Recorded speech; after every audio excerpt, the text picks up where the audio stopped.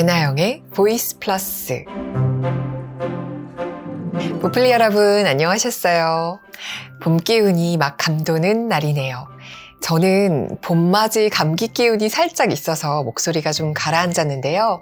그래도 오랜만에 여러분께 인사드리고 싶어서 나왔어요. 그런 책 있죠. 그냥 작가 이름만 보고 그 책이 어떤 책인지 아무 의심 없이 그냥 집어들게 되는 책. 사실 출판사 이름도 한몫을 했죠. 제가 포르체 책들을 좋아하거든요. 저에게 이 책은 그런 책이었어요. 정지우 작가님의 책이거든요. 정지우 작가님은 꽤 독특한 이력을 갖고 계세요. 소설도 쓰시고 변호사로도 활동하시고 아이를 키우고 SNS도 하시고 그렇습니다. 작가님의 인스타그램에는 작가 겸 문화평론가, 변호사라고 소개를 하셨는데요. 그동안 청춘인문학, 분노사회, 인스타그램에는 절망이 없다. 우리는 글쓰기를 너무 심각하게 생각하지. 이런 책들을 쓰셨죠. 저는 SNS에서 정지우 작가님을 팔로잉하고 있는데요. 이분이 굉장히 정갈한 사유의 글을 올리고 계세요. 올리는 주제가 꽤 다양합니다. 사회적인 글, 개인적인 글 가리지 않고 쓰시는데요. 변호사로 일하시는 이야기도 있고 아내에 대한 이야기, 아이에 대한 이야기, 또 글쓰기나 운동, 일상에 대한 글, 굉장히 여러 글들을 올리시는데요. 저는 그 따뜻한 중심을 잃지 않고 냉철하게 사회를 바라보는 그 시선이 좋아서 계속 정지우 작가님의 글을 읽게 되더라고요. 그래서 다시 책으로 돌아오면 이 책은 사랑에 대해 쓰셨어요. 사랑에 관련된 책을 읽고 혹은 영화를 보고 그에 대한 단상을 짧은 글로 쓰고 그 글들을 엮어내서 쓰신 책입니다. 예를 들어서 롤랑 바르트의 사랑의 단상이나 알랭드 보통의 낭만적 연애와 그 이후의 일상, 그런 책들을 읽고 그에 대한 생각을 풀어내신다던가 아니면 영화 라라랜드나 옥자 등을 보고 거기서 읽어낸 사랑을 다룹니다. 책의 제목은 사랑이 묻고 인문학이 답하다. 이 책의 제목에 사랑과 인문학 이 두 단어가 들어가 있는데요. 인문학이라는 단어 때문에 굉장히 거창하고 어려운 책이 아닌가 이런 느낌이 들 수도 있을 텐데요. 전체적인 포커스는 사랑에 맞춰져 있어요. 그래서 생각보다 가벼운 마음으로 읽으셔도 좋을 것 같습니다. 사실 살면서 사랑만큼 고민되는 게 있나요? 사랑은 굉장히 여러 모습으로, 여러 변주로 우리 앞에 등장하죠.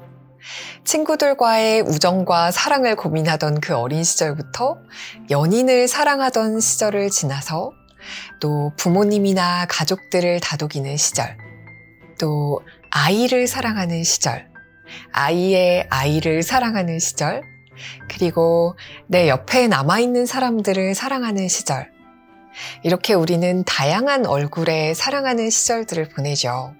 이 시절들을 다 보내고 나야 어쩌면 사랑에 대해 조금 더 알 수 있을지도 모르겠어요. 우리 보플리 여러분은 어떤 사랑의 시절을 보내고 계신가요? 여러분의 사랑의 시절을 반추하는 글들을 이 책에서 찾아보시면 좋겠습니다. 오늘은 제가 이 책에서 두 편의 글을 골라봤어요. 구독과 좋아요, 알림 신청 감사드려요. 책 속으로 들어가 볼게요. 사랑이 묻고 인문학이 답하다. 정지우 지음, 포르체. 1장. 사랑을 사랑하는 이유, 감정. 사랑은 범주를 부수는 일. 이건 내가 그려왔던 인생이 아니었다. 체격이 아주 작고 나보다 7살이 어리며 자전거 경주에서 나를 이기고 툭하면 나를 향해 어이없다는 듯 눈동자를 굴리는 여자를 쫓아다니는 것은, 그러나 이건 내가 원하는 인생이다. 나는 범주를 부수고 나왔다. 그건 세상에서 가장 근사한 느낌이었다. 룰루 밀러의 물고기는 존재하지 않는다 중에서.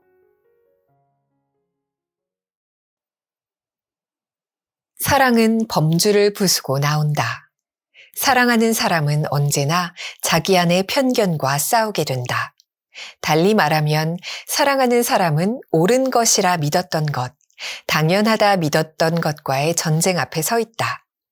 가령 나이 30에 만난 두 사람은 일상생활의 습관에서부터 평가의 기준, 좋은 것의 기준, 아름다움의 기준, 꿈과 희망의 기준이 각자 다르다.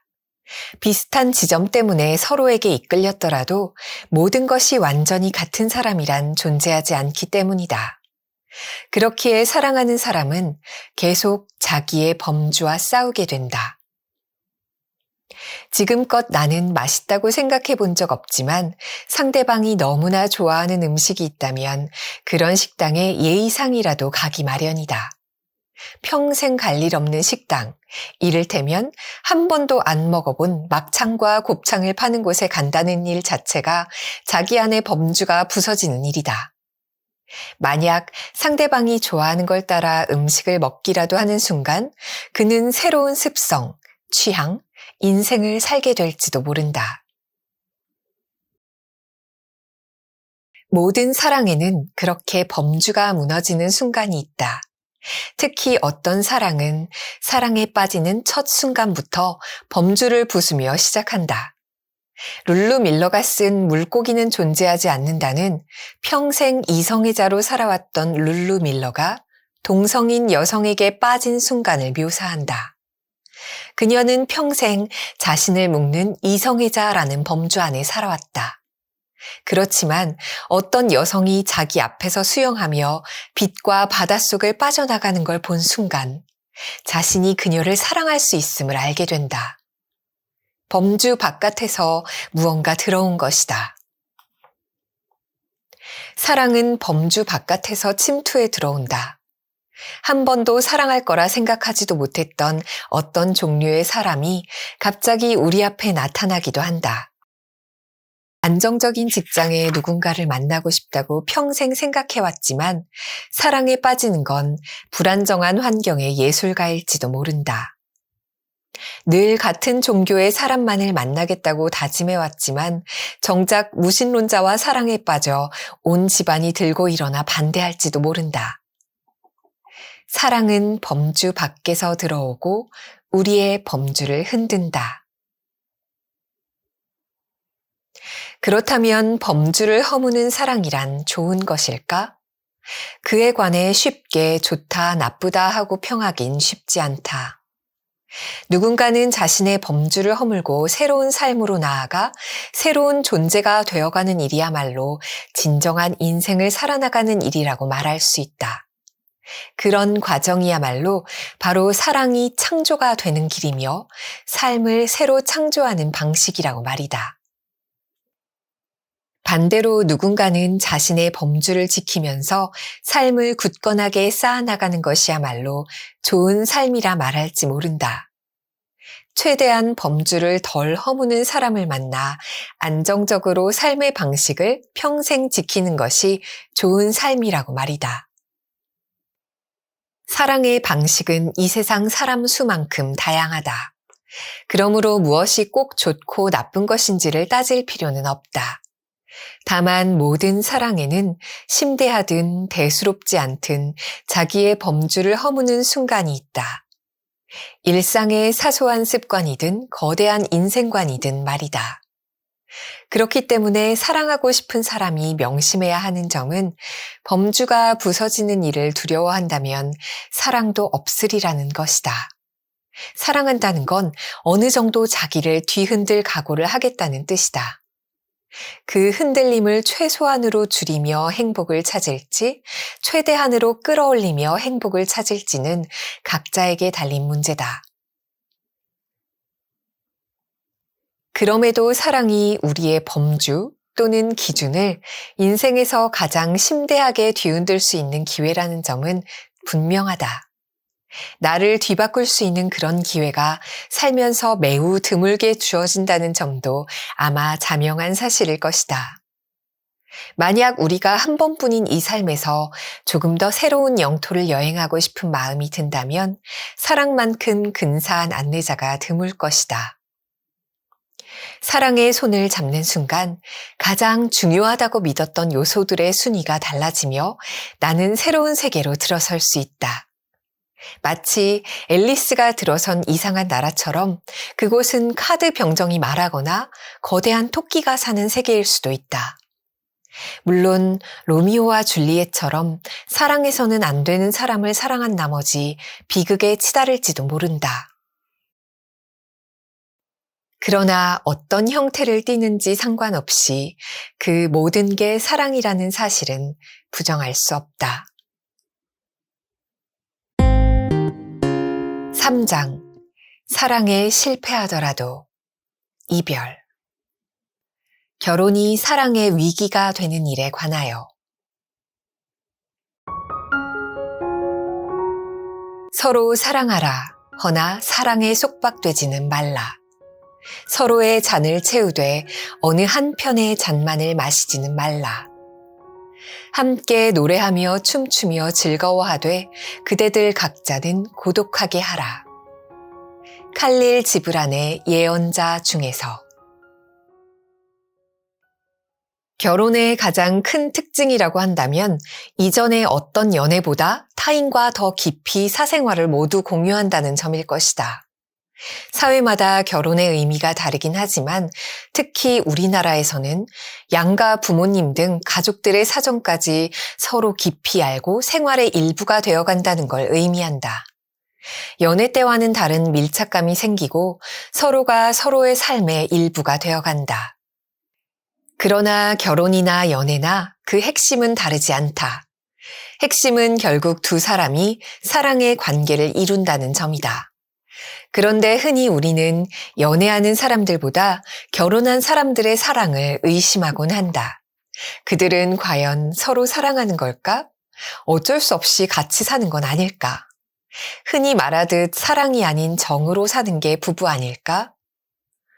그렇게 보면 결혼이라는 문제 안에 들어있는 사랑의 문제야말로 어쩌면 가장 깊이 고민해야 하는 문제일 수도 있다. 결혼의 위기가 찾아온다면 아무래도 가장 큰 이유는 너무 오랜 시간 동안 함께 지내면서 하나가 되어버렸기 때문이다.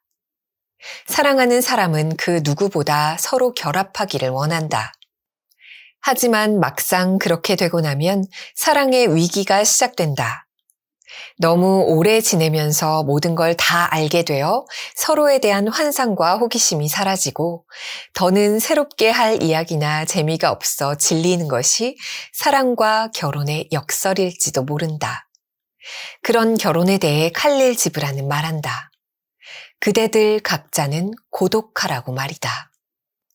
상대가 너무 가까이에서 살아가다 보면 때론 그가 나와 완전하게 독립된 그만의 내면 세계를 가진 주체고 내가 결코 알 수 없는 고독의 영역이 있다는 걸 잊어버리곤 한다.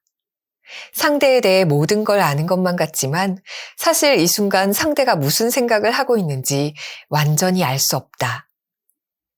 함께 놀러간 한강공원에서 예전 연인을 생각하고 있을 수도 있고 내가 시큰둥할 때 상대는 무척 큰 기쁨을 느끼고 있을 수도 있고 내 걱정과는 전혀 다른 걱정에 몰두하고 있을 수도 있다.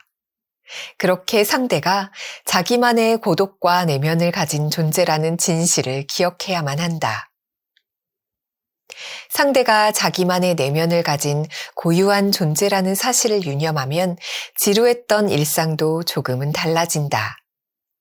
나는 자기만의 감각과 마음으로 세상을 받아들이는 한 존재와 함께 걷고 있다. 그러면 그의 기분이나 마음이 궁금해진다. 그에게 지금 이 산책의 기분은 어떠하냐고, 오늘은 어떤 마음이냐고 묻게 된다.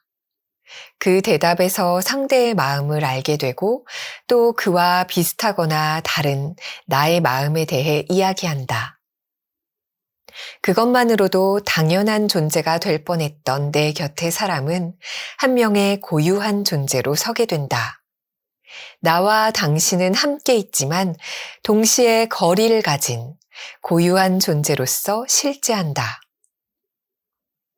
그렇게 두 사람이 고유한 존재로 다시 자리 잡게 되면 우리가 함께 있는 이 순간조차 하나의 결단이 된다. 당신은 당연히 나와 같이 있는 사람이 아니라 이 순간을 나와 함께 있기로 결단한 사람이다. 마찬가지로 당신은 그저 당연히 내 곁에 존재하는 존재가 아니라 내가 함께 있고자 결단한 사람이다. 그렇게 사랑은 매일 확인된다. 당연한 말이겠지만 매일 확인되는 사랑은 그만큼 도망갈 여지가 줄어든다. 함께 있음이 사랑의 위기였다면 함께 있음을 확인하는 일은 사랑의 기회가 된다. 그렇게 함께 있되 고독한 일은 당신과 나를 끊임없이 사랑하는 관계로서 이 자리에 다시 놓아둔다.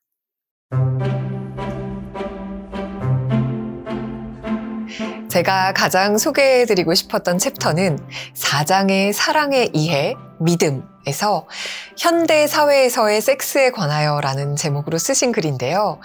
에바 일루즈의 사랑은 왜 불안한가 중에서 섹스는 언제나 사회적이다 이런 문장을 골라서 그에 관한 이야기를 쓰셨어요. 현대 사회에서 사랑과 연애, 섹스가 어떻게 계약 관계로 이루어지는지 사회적으로 고찰한 이야기를 하신 챕터인데 저는 가장 공감하면서 읽은 챕터입니다. 그런데 이 글은 읽으면 혹시 유튜브에서 제재가 될까 안 될까 고민이 돼서 읽어드리지는 않았고요. 직접 책으로 읽어보시면 재밌을 것 같아요. 제가 최근 방콕 출장을 다녀오느라고 또 한동안 뜸했는데요. 방콕 출장 중에 방콕에서 보이스 플러스를 찍어봐야지 라는 생각을 했었어요. 야자수가 우거진 수영장에서 이렇게 막 칵테일을 마시며 책을 읽는, 휴양지에서 책을 읽는 그런 기분으로 영상을 찍어보려고 했는데 방콕에서 계속 취재를 다니고 남는 시간에는 제가 또 국내 여행 개정판 원고를 쓰고 있느라고 영상을 촬영할 시간이 나지 않더라고요. 여행 작가로 살다 보면 서울에서 방콕 원고를 쓰고 방콕에서 다낭 원고를 쓰고 다낭에서 방콕 원고를 쓰고 이런 식이에요. 방콕에 머물 때 제가 무슨 책을 읽을까 굉장히 고민을 하다가 여러 권을 고민하면서 막 짐을 쌌는데 마지막에 딱 한 권 챙겨간 책이 이 책이었어요. 되게 잘 챙겨갔다는 생각이 드는 게 글의 길이가 짧아서 아무 데나 펴서 읽어도 좋더라고요.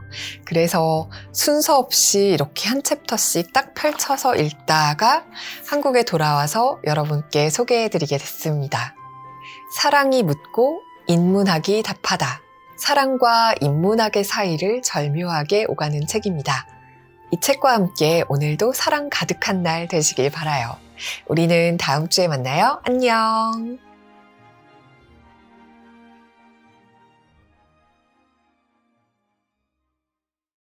배나영의 보이스 플러스